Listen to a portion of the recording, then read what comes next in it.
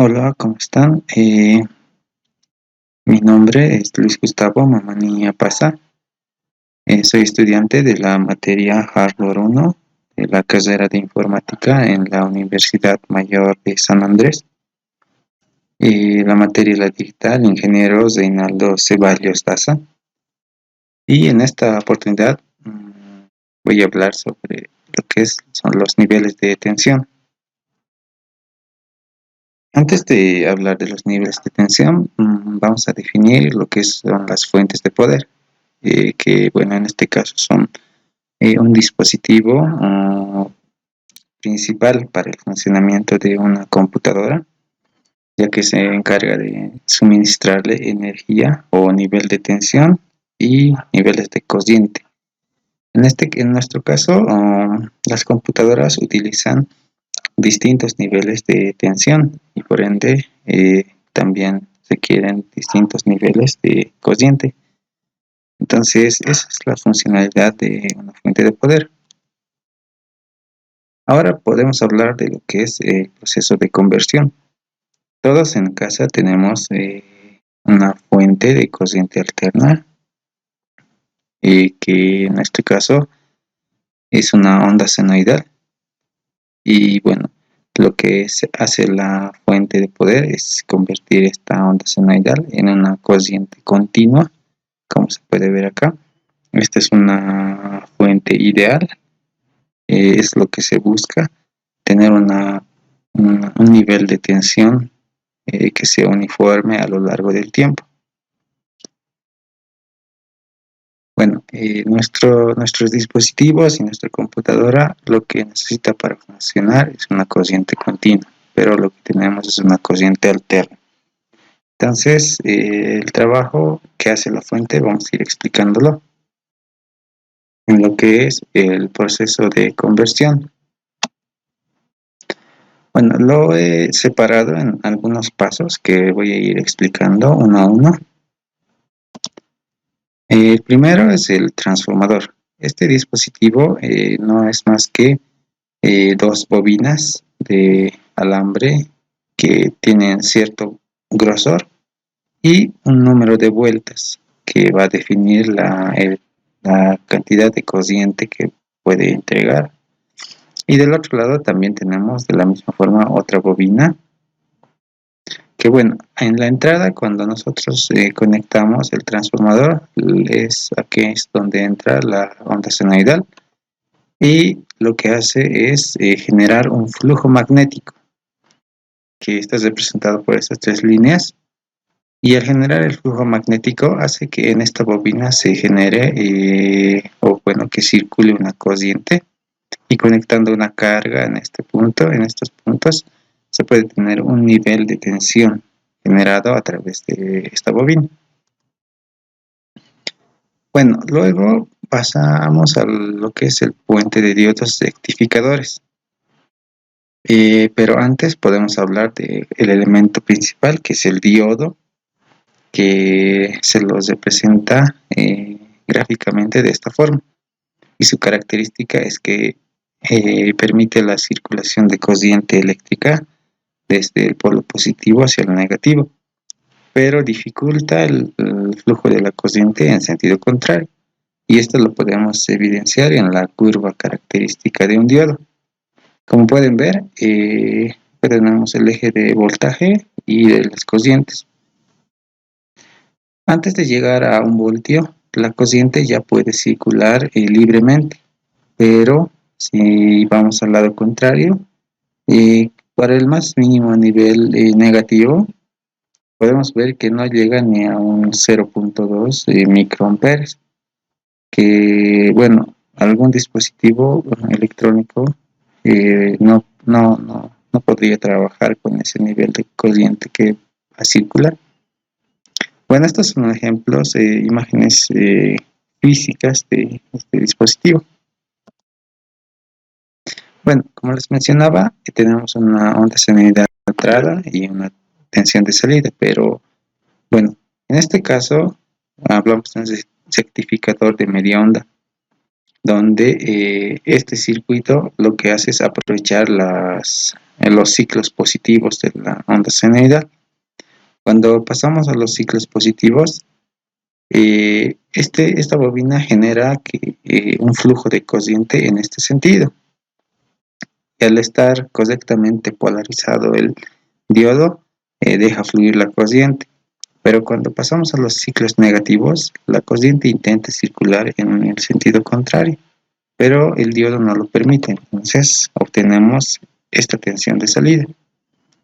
Pero esta no se acerca todavía al nivel de tensión continua que nosotros estamos buscando. Para esto se hace un siguiente paso, que es la supresión de rizos, utilizando algunas propiedades de lo que es el condensador. En este caso es la carga y descarga. Como sabemos, un condensador no carga inmediatamente, pero tampoco se descarga inmediatamente. Entonces, con esta propiedad se llega a tener una aproximación de lo que es un nivel de tensión continuo. Ahora pasamos a lo que es un rectificador de onda completo. Como pueden ver, acá tenemos una configuración de diodos que en este caso aprovecha toda la onda senoidal, sea un ciclo positivo o negativo. Cuando tenemos un ciclo positivo, la corriente circula en este sentido. Cuando intenta pasar por acá, este diodo no se lo permite, y entonces va por acá y la corriente continúa circulando por este lugar.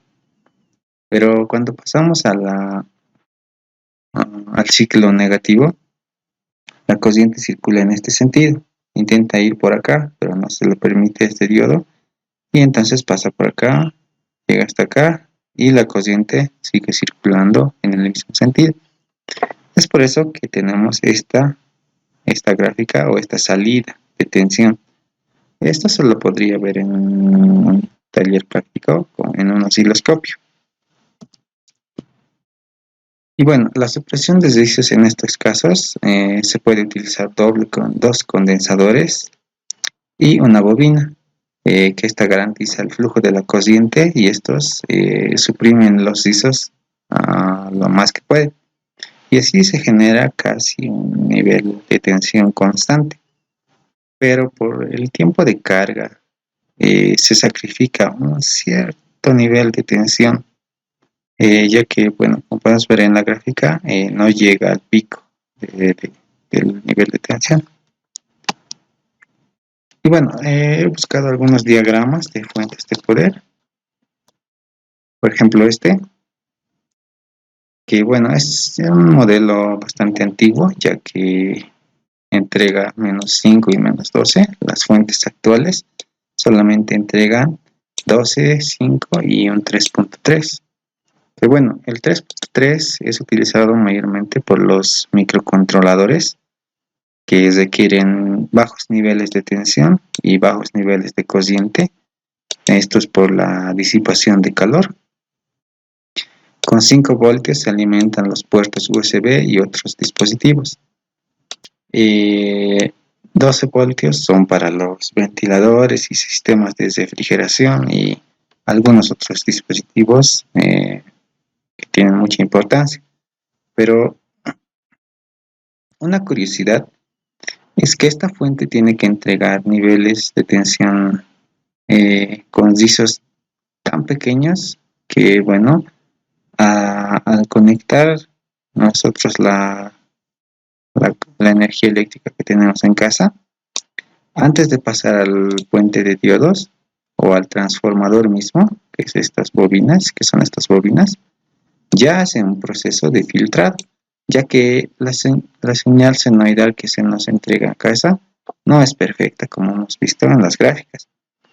Viene rizada también esa señal y muchas veces está muy deforme, y eso dificulta también el proceso de conversión, ya que genera también algunos picos inesperados, y nuestros dispositivos de la computadora no deberían sufrir esas alteraciones. Bueno, acá podemos ver que hay muchos componentes como transistores, diodos, capacitores, pero uno de los más importantes es este regulador de tensión, que bueno, acá como podemos ver nos dice que 25 voltios le llegan a este punto, y el regulador de tensión nos entrega 5 voltios. Había una característica muy especial, pero estos solían calentarse mucho, entonces por eso las fuentes de poder también tienen su propio nivel de ventilación. Este es un circuito integrado que se encarga de la amplificación para dar ciertos niveles de corriente. Y acá podemos ver que con estas bobinas se está regulando el nivel de corriente que necesita esta salida. Y es todos estos niveles de tensión que se aprovechan en la CPU para dar funcionamiento a cada componente de nuestra computadora. Hay diferentes esquemas, pero ese me parece más interesante. Todos son muy similares, cada uno con sus componentes distribuidos de forma distinta. Y bueno, gracias por llegar hasta aquí, y bueno, si les gustó el video, por favor no olviden dejar su like, eso me va a ayudar mucho. Hasta luego.